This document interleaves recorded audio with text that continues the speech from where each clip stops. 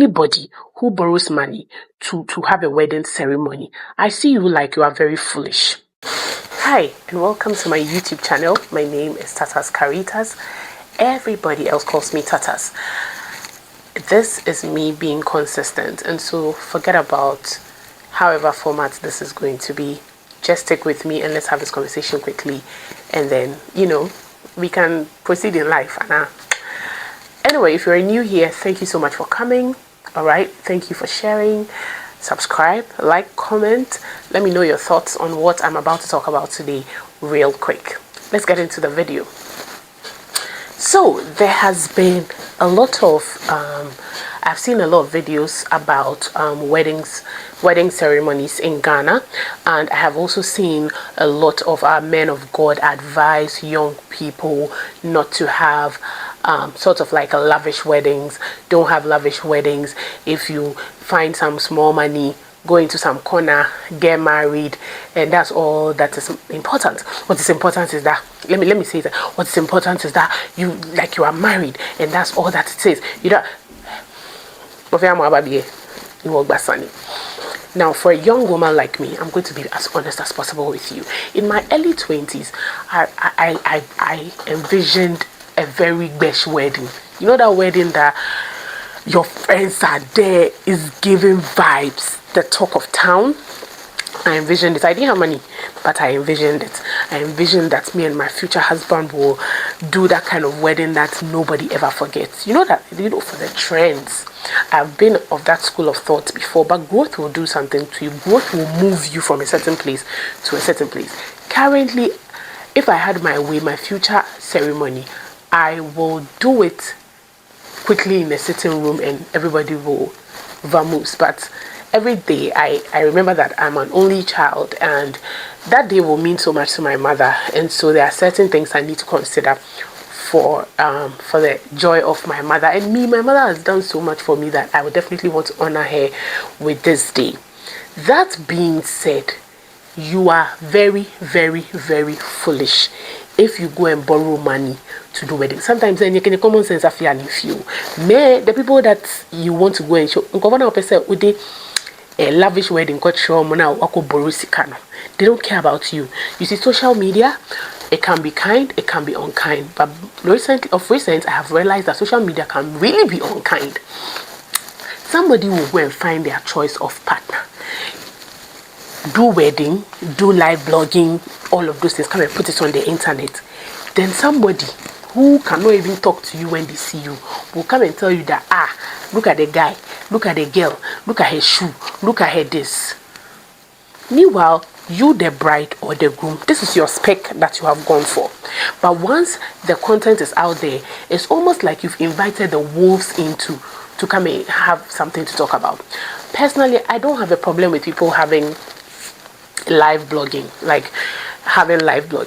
but I have a problem with people who want to live blog because they want people to see it or pepper people. Let me tell you why. I started live blogging, live events with Tatas, if you remember, and I had a very solid plan for it. But I had a client one time that in our conversation, she was very particular. I like that a couple or bride knows what she wants. But in this case, I realized that it's the bride that wants it, not the groom. The groom was not so enthused about the live blogging, but the girl wanted it so badly. She said that all the angles must eat, and it must go viral. She wants it to go viral. It was that day that I was like, nah, I don't think that I have it in me to do this live blogging. And so I stopped Tatas live event with Tatas, just like that. I passed on the gigs to other people and just stopped blogging because I realized the kind of pressure that thing is making people put themselves in doesn't make sense. Look, some people do the live coverage, live blogging or live content creation just so that they can have enough videos that they can look back to. There is that. And then there's those who want to trend. There's also that. All of this is preferences and choices. I don't have a problem with people who want to trend No. My main concern is that if you are trending and you are still owing your vendors, if you are trending and you are still owing your caterer, you are still owing the baker, you are still owing canopies, it is a very foolish trend to me and to a lot of people. It doesn't make sense. Anybody who borrows money to have a wedding ceremony, I see you like you are very foolish. Okay, you don't have people to advise you. You need people to advise you. Some of them too, I feel like they just don't tell the people around them because the people will discourage them from borrowing the money. But you yourself think about it. Like we should be happy about this side of our generation that is emerging, where people are seeing the importance of marriage than the full-blown ceremony.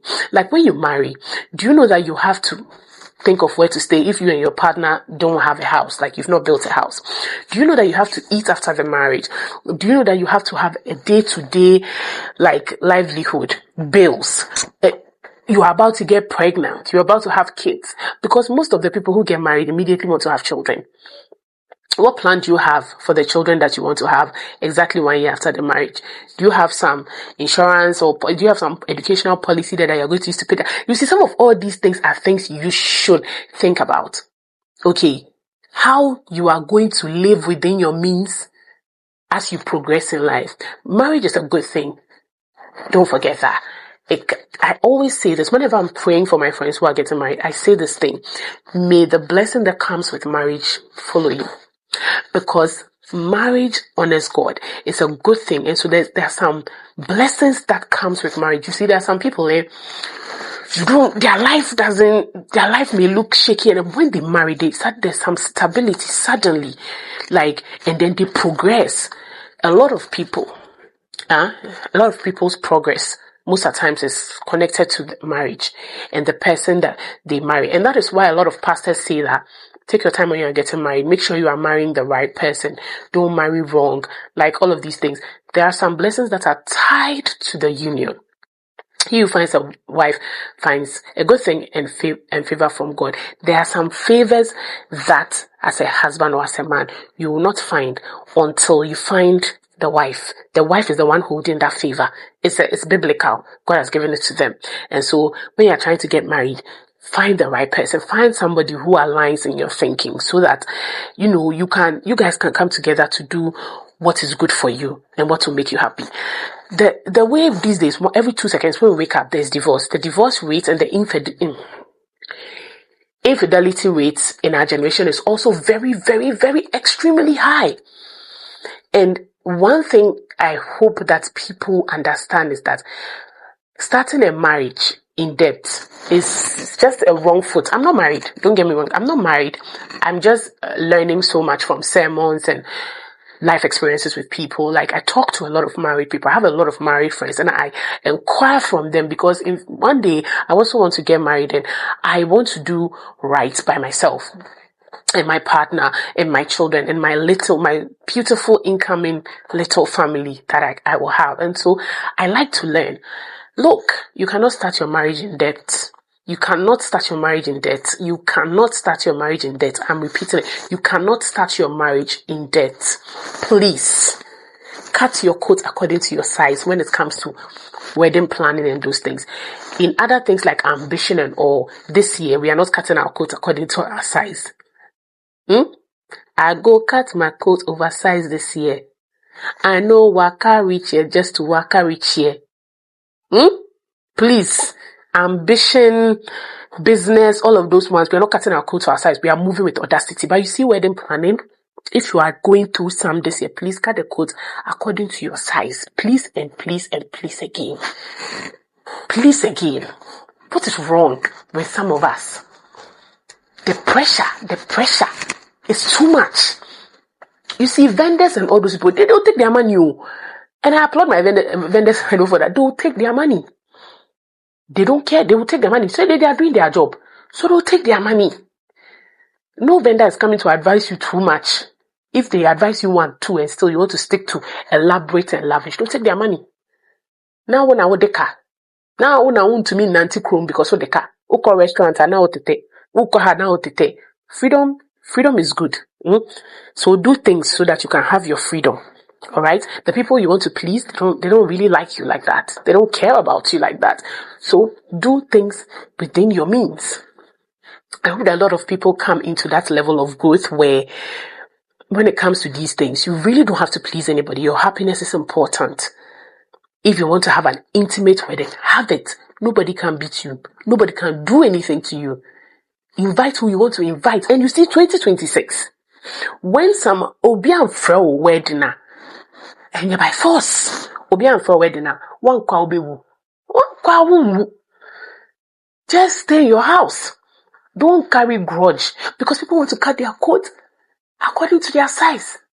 A lot of people are choosing intimate wedding ceremonies lately and also choosing not to have it on social media because wickedness. Some of you are so wicked online. When we see you in person, keyboard, typing nonsense, rubbish. Do you understand? So please, cut your coat according to your size. And the one that you say,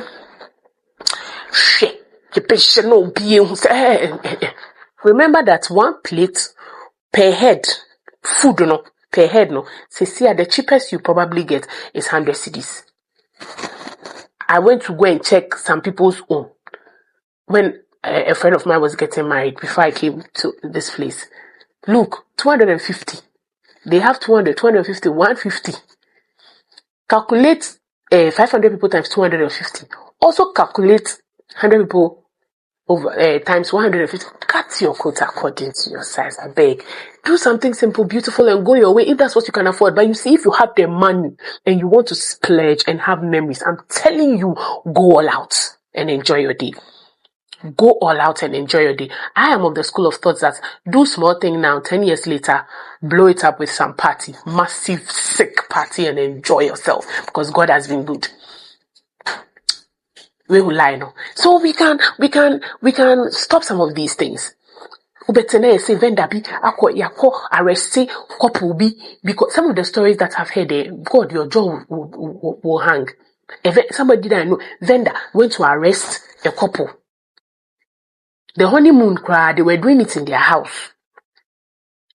They were doing it and they were hiding in their house because they were owing. And away friend now, watching why. Oh, me train the and do what you can afford. Do what you can afford. Please don't bank on the people that you are inviting to come and give you money as gifts. So somebody was also telling me something. She said, saying the share. Before you were the normal cast of a cash gift now, they plan their life around the cash gift. Hey, so whatever some of you are smoking is dirty. Whatever you are smoking is dirty. Don't plan your life around the cash gifts. What if you don't get cash gifts? What if people still bring you blender, mortar, pestle? Now I say so don't plan your life around the gifts as well. Just really do what you can. Okay. You really don't owe anybody an explanation. We put a lot of pressure on ourselves, right? We put a lot of pressure on ourselves, which is not necessary. Look, I have attended weddings that have never made it to the internet. I still have the pictures and videos on my phone. One of my girls got married. It was later that everybody found out that she was married. I was at the wedding. Not her toenail was seen on the internet. Everything was quiet and it was so beautiful. And every day I look at this on my phone, I'm like, the day this girl will allow us to feel free and post. I doubt she ever will. But like this one day I'll post because I was very happy that day. You know? So do things within your means. Marriage for trends. Share. Now trendy and I haven't we seen trending weddings and divorce? We have seen trending weddings and divorce. We have also seen quiet wedding ceremonies and divorce. All of them is not guaranteed. Only God can guarantee a marriage that will stand strong.